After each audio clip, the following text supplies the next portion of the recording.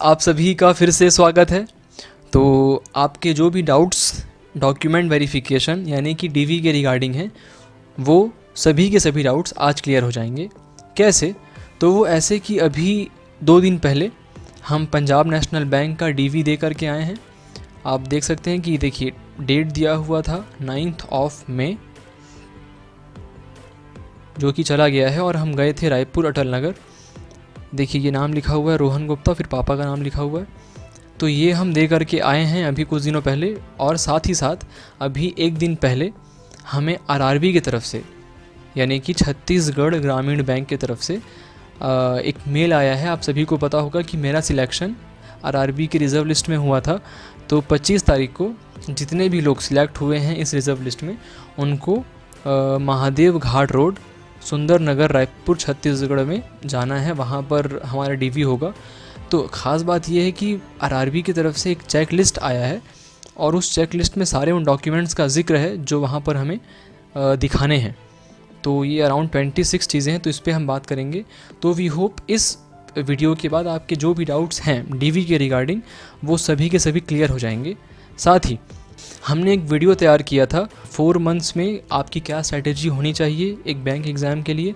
वो अगर आपने नहीं देखा है तो उसका लिंक आपको ऊपर दिख रहा होगा, उसे आप इस वीडियो के बाद प्लीज़ देख लीजिएगा। तो चलिए शुरू करते हैं कि पंजाब नेशनल बैंक का डीवी कैसा गया।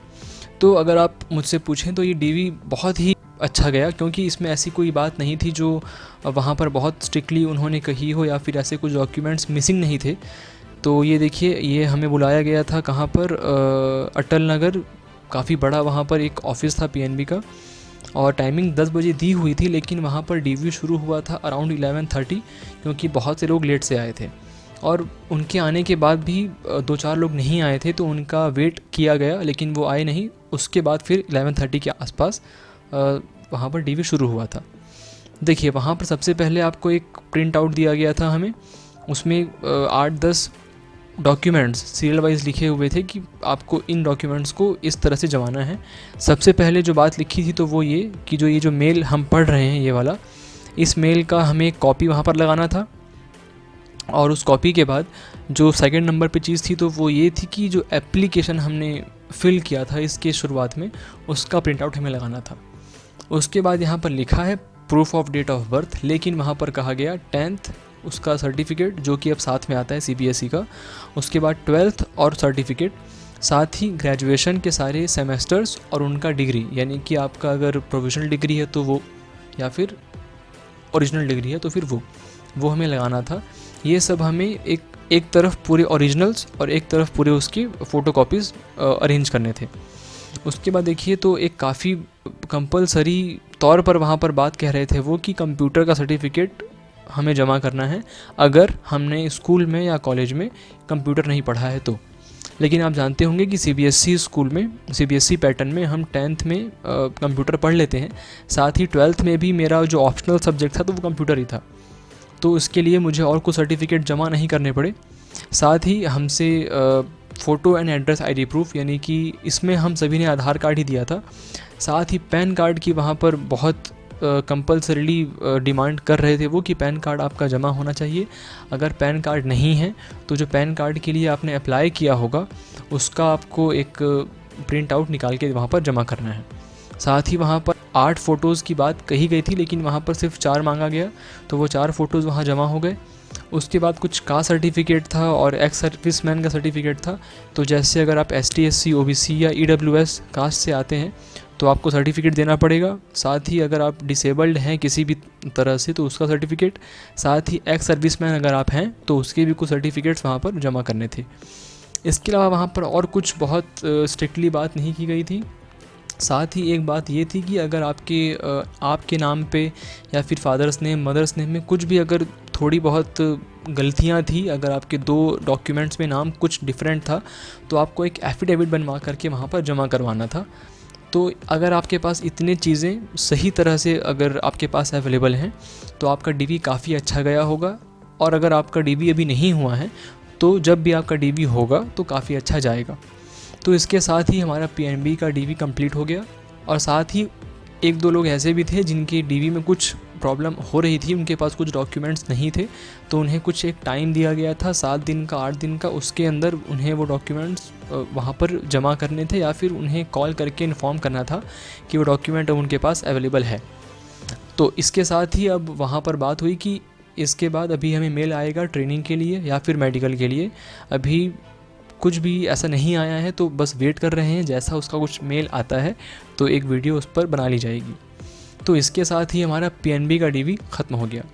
चलिए अब बात करते हैं हमारे सीआरजीबी यानी कि छत्तीसगढ़ राज्य ग्रामीण बैंक, उसका जो डीवी का मेल आया हुआ है उस पर क्या बातें कही गई हैं और क्या बातें हमें वहाँ पर ध्यान से सुनकर वहाँ पर जमा करनी है या फिर ध्यान से समझकर उस पर काम करना है, बनवाना है।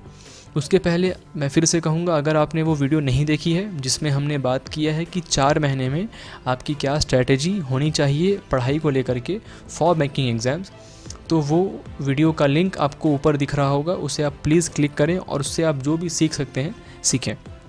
तो ये देखिए, ये मेल आया हुआ है मुझे 2 दिन पहले और इसमें 25 तारीख को हम सभी को जिनका सिलेक्शन हुआ है इस आरआरबी के फर्स्ट रिजर्व लिस्ट में, उन सभी को रिपोर्ट करना है छत्तीसगढ़ के महादेव घाट रोड, सुंदरनगर, रायपुर में। इसके साथ ही इसमें और कुछ ख़ास बात नहीं है। जो ख़ास बात है तो वो ये है कि हमें एक चेक लिस्ट दी गई है। इस चेक लिस्ट में सारे वो डॉक्यूमेंट्स का नाम है जो हमें वहाँ पर जमा करने हैं। सबसे पहले देखिए, आप जो कुछ चीज़ें हैं, candidates name, date of birth, ये हमें सब 10th के रिज़ल्ट में मिल जाएगा। और पैन कार्ड का, आधार कार्ड का कॉपी, ये आप सभी के पास होना चाहिए विथ ओरिजिनल। आपके पास जो भी चीज़ ओरिजिनल है आप सब वहाँ पर ले जाइएगा। ओरिजिनल वहाँ पर सिर्फ शो करना पड़ेगा, साथ ही आपकी जो फ़ोटो कॉपीज़ हैं वो जमा करने पड़ेंगे। तो इन सारे ओरिजिनल्स प्लस फ़ोटो कॉपीज़ को आप अरेंज करके वहाँ पर ले जाइएगा। कॉल लेटर, जैसा कि अभी हमने बात किया, ये जो मेल आया हुआ है आपको ये वाला, ये मुझे सीआरजीबी से आया है। अगर आप आउट ऑफ स्टेट हैं, अगर आप छत्तीसगढ़ के बाहर रहते हैं, आपने अगर कहीं और से फॉर्म फिल किया था तो आपको उस पर्टिकुलर स्टेट का एक मेल आया होगा, तो उस मेल को आपको प्रिंट आउट निकाल करके वहाँ पर शो करना है। साथ ही एजुकेशनल सर्टिफिकेट्स, 10th के, 12th के, ग्रेजुएशन का, साथ ही कंप्यूटर सर्टिफिकेट, अगर आपने अपने एजुकेशनल ईयर में ऐसा कुछ नहीं किया है तो ये आपको वहाँ पर शो करने हैं। साथ ही डोमिसाइल सर्टिफिकेट, जिसका मतलब होता है निवास प्रमाण पत्र, आप कहाँ के रहने वाले हैं, इसका भी सर्टिफिकेट आपको जमा करना पड़ेगा। कास्ट सर्टिफिकेट, अगर आप EWS, ST, SC, OBC से आते हैं तो फिर उसका आपको सर्टिफिकेट जमा करना पड़ेगा। सर्टिफिकेट ऑफ PC, OC और एक्स सर्विसमैन, यानी कि अगर आप किसी भी तरह से डिसेबल्ड हैं या फिर आप एक्स सर्विसमैन हैं तो उसके सर्टिफिकेट आपको जमा करने हैं।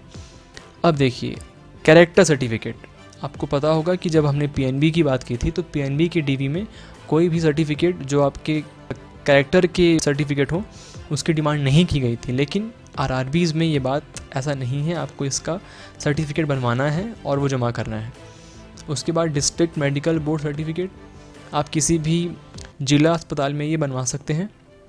उसके बाद देखिए, RRBs में ये एक बहुत बड़ा रूल होता है कि अगर आप ऑफिसर कैडर में या फिर OA कैडर में, जैसे कि अगर मैं बात करूं तो ये जो मेरा सिलेक्शन हुआ है तो वो ऑफिस असिस्टेंट कैडर में हुआ है, तो आप जिस भी कैडर में हैं तो आपको एक पर्टिकुलर अमाउंट का STDR वहाँ पर जमा करना पड़ता है, तो वो आपको करना पड़ेगा। 8 पासपोर्ट साइज़ फ़ोटोज़, वैसे मैं कहूँगा अगर आप 10-12 रख लें तो ही ज़्यादा अच्छा है, लेकिन वहाँ पर वो मांगते कम ही हैं, जैसे कि PNB में सिर्फ 4 ही मांगा गया था। इसके बाद एसेट एंड लाइबिलिटी फॉर्मेट, इसका मुझे ख़ास आइडिया नहीं है, अगर आपको आइडिया हो तो प्लीज़ कमेंट करें। अगर आपको भी आइडिया ना हो तो आपके मेल के नीचे में एक नंबर दिया होगा, उस नंबर पे कॉल करें और बात कर लें। और उसके बाद जो अगली चीज़ आती है वो है डिक्लेरेशन ऑफ मैरिज और कास्ट नॉट इन सर्विस, इसका भी मुझे आइडिया नहीं है। अगर आपको आइडिया हो तो आप प्लीज़ कमेंट करें। अगर आपको भी ये बात समझ में ना आ रही हो तो आपको जो नंबर दिया होगा उस नंबर पे कॉल करके इसके रिगार्डिंग बात कर लीजिएगा। अगली चीज़ जो आती है वो है रेजिग्नेशन लेटर। अगर आप किसी कंपनी में काम कर रहे थे जिसका आपको रेजिग्नेशन जमा करना ज़रूरी है तो वो आप यहाँ पर शो करेंगे। और साथ ही एक्सपीरियंस सर्टिफिकेट, जब आपने फॉर्म फिल किया होगा तो अगर आपने कुछ अपना एक्सपीरियंस उसमें मेंशन किया था तो उस एक्सपीरियंस का सर्टिफिकेट आपको जमा करना पड़ेगा।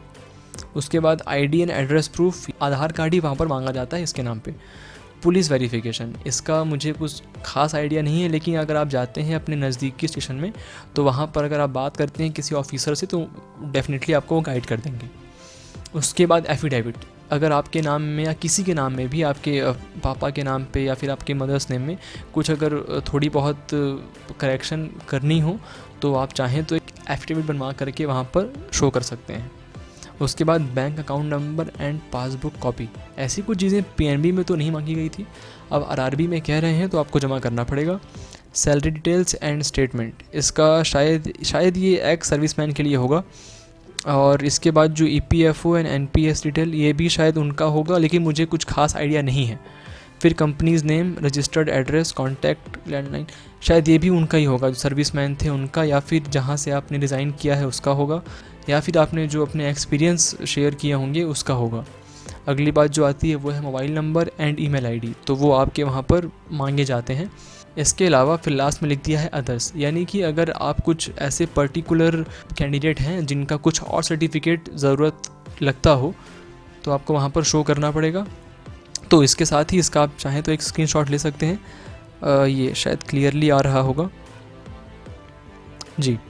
तो आज की वीडियो में हमने क्या क्या बात कर ली, अपने पीएनबी की डीवी की बात की, फिर आपके आरआरबीज़ की बात कर ली, देखिए ये आरआरबी का डीवी का लेटर आया हुआ था, इसकी बात कर ली।